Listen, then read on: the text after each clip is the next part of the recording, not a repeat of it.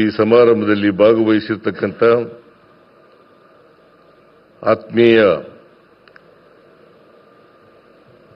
ಮಹಿಳೆಯರೇ ಮತ್ತು ಮಹನೀಯರೇ, ಮಾಧ್ಯಮದ ಸ್ನೇಹಿತರೆ, ನಾನು ಮೊದಲಿಗೆ ಕರ್ನಾಟಕ ಸರ್ಕಾರದ ವತಿಯಿಂದ ಸನ್ಮಾನ್ಯ ಪ್ರಧಾನಮಂತ್ರಿಗಳಾದಂಥ ನರೇಂದ್ರ ಮೋದಿ ಅವರಿಗೆ ಬೆಂಗಳೂರಿಗೆ ಬಂದು ರೈಲ್ವೆ ಹಳದಿ ಮಾರ್ಗ ಮತ್ತು ಮೆಟ್ರೋ ರೈಲ್ 3ನೇ ಹಂತದ ಉದ್ಘಾಟನೆ ಶಂಕುಸ್ಥಾಪನೆ ಇದನ್ನು ನೆರವೇರಿಸಲಿಕ್ಕೆ ಬಂದಿರತಕ್ಕಂಥ ಸನ್ಮಾನ್ಯ ನರೇಂದ್ರ ಮೋದಿ ಅವರಿಗೆ ಸ್ವಾಗತವನ್ನು 7 ಕೋಟಿ ಕನ್ನಡಿಗರ ಪರವಾಗಿ ಬಯಸುತ್ತೇನೆ. ಹಾಗೆಯೇ ವೇದಿಕೆ ಮೇಲಿರ್ತಕ್ಕಂಥ ಎಲ್ಲ ಆಹ್ವಾನಿತ ಅತಿಥಿಗಳಿಗೆ ಕರ್ನಾಟಕ ಸರ್ಕಾರದ ಪರವಾಗಿ ಸ್ವಾಗತವನ್ನು ಬಯಸ್ತಾ ಇದ್ದೇನೆ.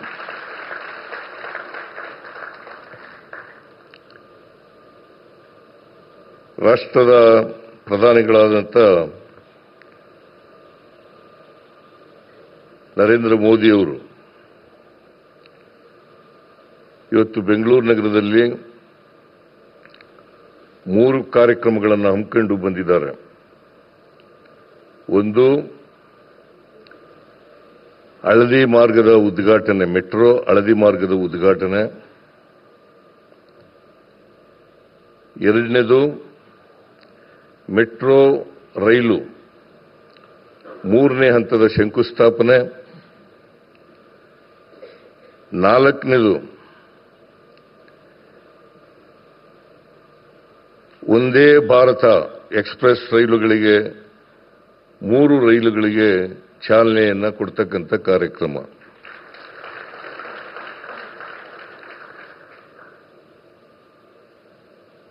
ಈ 3 ಕಾರ್ಯಕ್ರಮಗಳಿಗೆ ಇವತ್ತು ಬೆಂಗಳೂರು ಬಂದು ಆ ಕಾರ್ಯಕ್ರಮದಲ್ಲಿ ಭಾಗವಹಿಸಿ ಅವುಗಳನ್ನು ಉದ್ಘಾಟನೆ, ಚಾಲನೆ ಮತ್ತು ಶಂಕುಸ್ಥಾಪನೆಯನ್ನು ನೆರವೇರಿಸಿದ್ದಾರೆ. ನಿಮಗೆಲ್ಲ ಗೊತ್ತಿದೆ, ಬೆಂಗಳೂರು ಮೆಟ್ರೋ ಪ್ರಾರಂಭ ಆದದ್ದು 2005. ಮನಮೋಹನ್ ಸಿಂಗ್ ರವರು ಪ್ರಧಾನಮಂತ್ರಿಯಾಗಿದ್ದಾಗ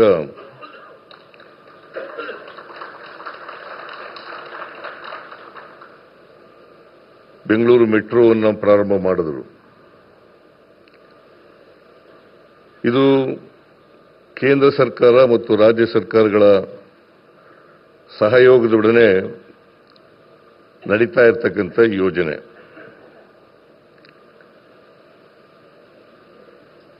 ಈ 2 ಕೇಂದ್ರ ಮತ್ತು ರಾಜ್ಯ ಸರ್ಕಾರಗಳ ಒಪ್ಪಂದ ಏನಪ್ಪಾ ಅಂತಂದ್ರೆ, ಈ ಯೋಜನೆಗೆ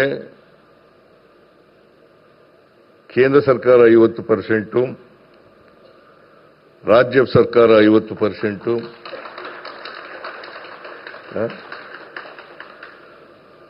50% ಇದನ್ನ ಮಾಡಬೇಕು ಅಂತೇಳಿ, ಖರ್ಚು ಮಾಡಬೇಕು ಅಂತೇಳಿ ಒಪ್ಪಂದ ಆಗಿರ್ತಕ್ಕಂಥದ್ದು.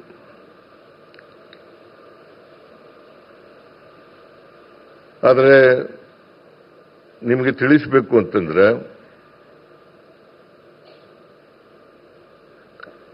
ರಾಜ್ಯ ಸರ್ಕಾರನೇ ಹೆಚ್ಚು ಖರ್ಚು ಮಾಡತಕ್ಕಂಥದ್ದು.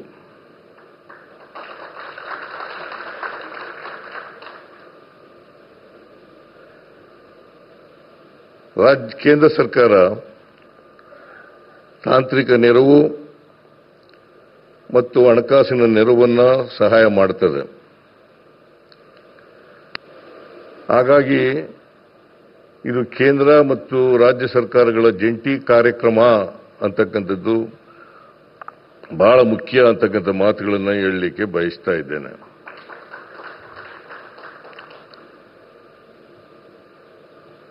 ಈಗಾಗಲೇ 96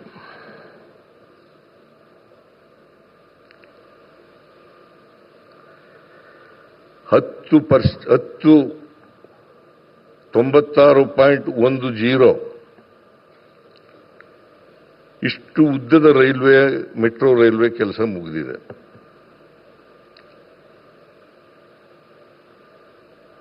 ಇದಕ್ಕೆ ರಾಜ್ಯ ಸರ್ಕಾರ ಸುಮಾರು 25,387 ಕೋಟಿ ರೂಪಾಯಿಗಳನ್ನು ಖರ್ಚು ಮಾಡಿದೆ.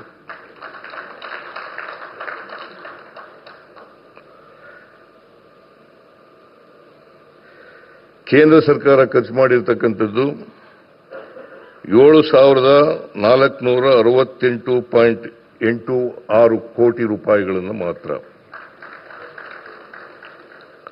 ಆದರೆ ಕೇಂದ್ರ ಸರ್ಕಾರ ಸಾಲ ಕೊಡ್ತದೆ, ಈಕ್ವಿಟಿ ಇಟ್ಟಿದ್ದಾರೆ. ನಾವು ಸಾಲ ಬಡ್ಡಿ ಸಮೇತವಾಗಿ ವಾಪಸ್ ಕೊಡಬೇಕು.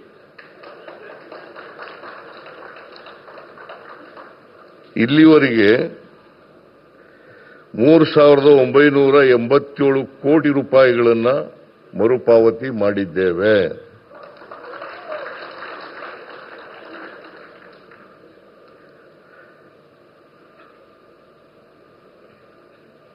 ಈ ಹಳದಿ ಮಾರ್ಗ ಇವತ್ತು ಉದ್ಘಾಟನೆ ಆಗಿದೆ.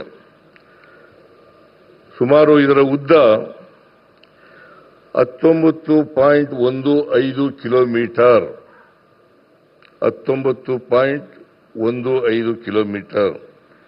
ಇದಕ್ಕೆ ತಗಲಿರ್ತಕ್ಕಂಥ ಖರ್ಚು 7,160 ಕೋಟಿ ರೂಪಾಯಿಗಳು. 7,160 ಕೋಟಿ ರೂಪಾಯಿಗಳು.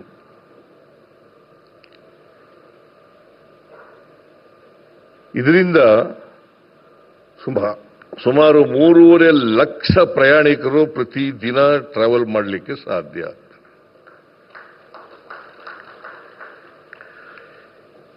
ಇಲ್ಲಿವರೆಗೆ ಮೆಟ್ರೋ ಟ್ರೈನ್ನಲ್ಲಿ ಸುಮಾರು 9 ಲಕ್ಷ ಪ್ರಯಾಣಿಕರು ಪ್ರತಿದಿನ ಪ್ರಯಾಣ ಮಾಡ್ತಾ ಇದ್ದಾರೆ. 9 ಲಕ್ಷ. ಈ ಹಳದಿ ಲೇನು ಇವತ್ತು ಏನು ಉದ್ಘಾಟನೆ ಆಗಿದೆ, ಇದು ಸೇರ್ಕೊಂಡ್ರೆ 12.5 ಲಕ್ಷ ಪ್ರಯಾಣಿಕರು ಮೆಟ್ರೋನಲ್ಲಿ ಹೋಗ್ಲಿಕ್ಕೆ, ಪ್ರಯಾಣ ಮಾಡಲಿಕ್ಕೆ ಸಾಧ್ಯ ಆಗ್ತದೆ. ಇದರ ಉದ್ದೇಶ ಏನಪ್ಪಾ ಅಂತಂದ್ರೆ, ಬೆಂಗಳೂರು ನಗರ ಬಹಳ ವೇಗವಾಗಿ ಬೆಳೀತಾ ಇರತಕ್ಕಂಥ ನಗರಗಳಲ್ಲಿ ಒಂದು. ಈ ನಗರದಲ್ಲಿ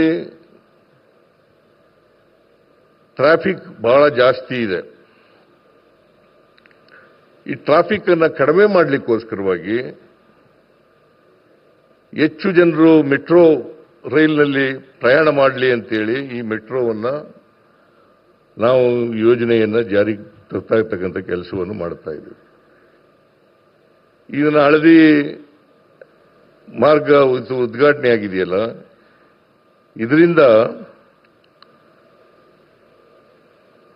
ನಮಗೆ ಟ್ರಾಫಿಕ್ ಸ್ವಲ್ಪ ಕಡಿಮೆ ಆಗ್ತದೆ.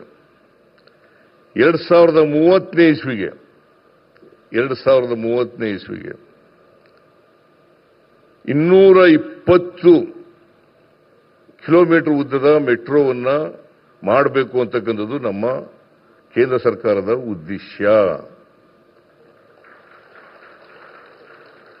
ಅದು ಆದರೆ 30 ಲಕ್ಷ ಪ್ರಯಾಣಿಕರು ಪ್ರತಿದಿನ ಮೆಟ್ರೋ ರೈಲಿನಲ್ಲಿ ಪ್ರಯಾಣ ಮಾಡಲಿಕ್ಕೆ ಸಾಧ್ಯ ಆಗ್ತದೆ. ಈಗಾಗಲೇ ನಾವು 1, 2, 2A, 2B ಇವುಗಳನ್ನು ಮುಗಿಸ್ತಾ ಬಂದಿದ್ದೀವಿ.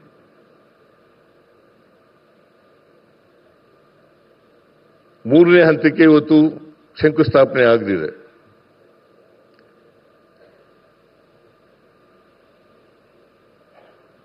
A ಯೋಜನೆಗೆ ಕೂಡ DPR ರೆಡಿಯಾಗಿದೆ.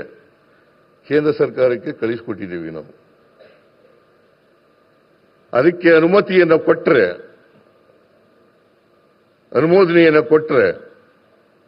ಅದನ್ನು ಕೂಡ ಶುರು ಮಾಡಲಿಕ್ಕೆ ಸಾಧ್ಯ ಆಗ್ತದೆ. ಆಮೇಲೆ ಮೆಟ್ರೋ 4ರಲ್ಲಿ 53 ಕಿಲೋಮೀಟರ್ ಉದ್ದ ಇರ್ತಕ್ಕಂಥದ್ದು, 53 ಕಿಲೋಮೀಟರ್ ಉದ್ದ ಇರ್ತಕ್ಕಂಥದ್ದು. ಅದು ಆದರೆ 1, 2, 2A, 2B ಮತ್ತು 3 ಹಂತ 3, ಹಂತ 3ನೇ ಎ ಆದರೆ 4ನೇದು ಕೂಡ ಆಗತ್ತೆ ಅಂತಕ್ಕಂಥ ಇದನ್ನ 2030 ಒಳಗಡೆ ಮುಗಿಸಿ 2030 ಒಳಗಡೆ ಮುಗಿಸಿ ನಾವು 30 ಲಕ್ಷ ಪ್ರಯಾಣಿಕರಿಗೆ ಮೆಟ್ರೋ ಟ್ರೈಲ್ನ ಉಪಯೋಗವನ್ನು ಮಾಡಿಕೊಡ್ತಕ್ಕಂಥ ಕೆಲಸವನ್ನು ಮಾಡ್ತೇವೆ. ಇದರಿಂದ ಬೇಕಾದಷ್ಟು ಟ್ರಾಫಿಕ್ ಪ್ರೆಷರ್ ಇದೆಯಲ್ಲ, ಆ ಒತ್ತಡ ಇದೆಯಲ್ಲ, ಆ ಒತ್ತಡ ಕಡಿಮೆ ಆಗಲಿಕ್ಕೆ ಸಾಧ್ಯ ಆಗ್ತದೆ. ಇದನ್ನು ಕರ್ನಾಟಕ ಸರ್ಕಾರ ಮಾಡ್ತದೆ ಅಂತಕ್ಕಂಥ ವಿಶ್ವಾಸ ನನಗಿದೆ.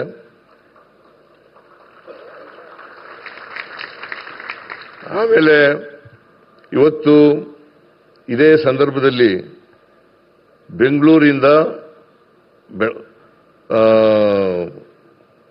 ಬೆಳಗಾವಿಗೆ ಟ್ರೈನ್ ಕೂಡ ಒಂದೇ ಭಾರತ್ ಎಕ್ಸ್ಪ್ರೆಸ್ ರೈಲು ಆಗಿದೆ. ಅದನ್ನು ಕೂಡ ಇವತ್ತು ಚಾಲನೆ ಮಾಡತಕ್ಕಂಥ ಕೆಲಸವನ್ನು ಮಾಡಿದೆ.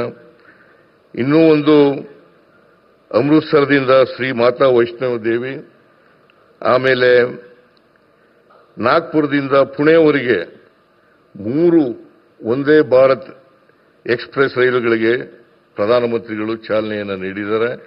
ಇದರಿಂದ ಹೆಚ್ಚು ಅನುಕೂಲ ಆಗ್ತದೆ ಅಂತಕ್ಕಂಥ ಮಾತುಗಳನ್ನು ಈ ಸಂದರ್ಭದಲ್ಲಿ ಹೇಳಲಿಕ್ಕೆ ಬಯಸ್ತಾ ಇದ್ದೇನೆ. ಆದರೆ ಒಂದು ನಮ್ಮ ರಾಜ್ಯನೂ ಕೂಡ ಹೇಗೆ ಮಹಾರಾಷ್ಟ್ರ ಮತ್ತು ಗುಜರಾತ್ ರಾಜ್ಯಗಳಿಗೆ ಹೆಚ್ಚು ಒತ್ತು ಕೊಡ್ತೀರಿ, ಹಾಗೆಯೇ ಕರ್ನಾಟಕಕ್ಕೂ ಒತ್ತು ಕೊಡಬೇಕು ಅಂತಕ್ಕಂಥ ಮನವಿಯನ್ನು ಪ್ರಧಾನಮಂತ್ರಿಗಳಲ್ಲಿ ಮಾಡಲಿಕ್ಕೆ ಬಯಸ್ತಾ ಇದ್ದೀನಿ. ಏನು ನಗ್ತಾ ಇದ್ದಿಲ್ಲ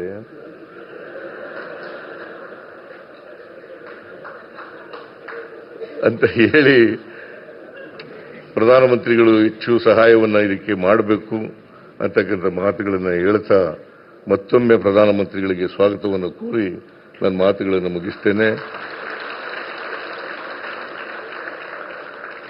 ನಿಮ್ಮೆಲ್ಲರಿಗೂ ನಮಸ್ಕಾರ. ಜೈ ಹಿಂದ್, ಜೈ ಕರ್ನಾಟಕ.